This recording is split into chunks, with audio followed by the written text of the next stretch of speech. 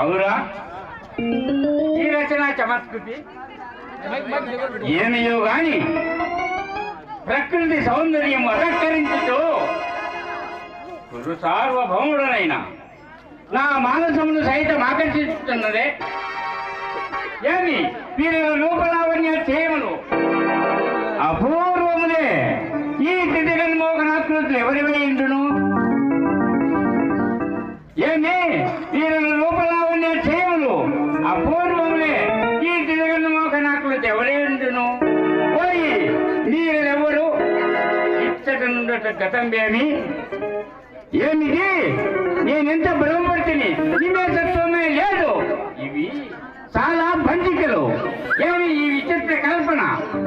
పైన లోకోత్తర కళా కౌశల్యము సభా భవనమున ఉద్యానవనమా పీఠమణి విచారకు భారతదేశమా సస్యవర్ణ చాకాంత రొల్లి కిటగా రుత్వత వల్లి సముల శీతలమా వల్లి సముల శీతల సల్లలిత పల్లవ సల్లోలమా మధ్యే పల్లవ సంపుటాత్యంతర భాసుర పుష్ప ఫల ప్రధానమా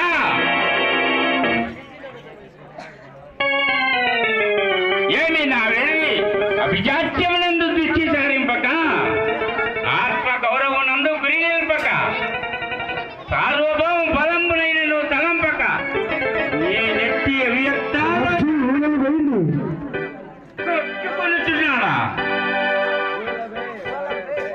నా సమక్షమున నూరును పేరును లేని ధర్మజులకు నా సామంతులెల్లరును ఉపాయనములు నర్పించి పరస్పర శిరం కోటీర సంఘర్షణంబున అడ్డుల్లిన వచ్చే మణి మయూకములు భూపతికి నృత్య శోభను ఆపాదించి రత్నగర్భనామమును సార్థక పరుపు సాష్టాంగదండ ప్రణామంబులను ఆచరించుట నాకు అవమానము కాదా?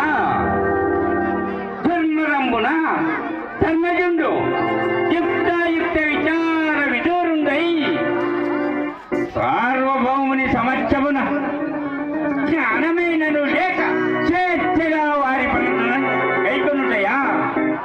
యోచించిన కొలది మనంబున పట్టరాని క్రోధం వెళ్ళి వీసి దర్పరంభవుతున్నది.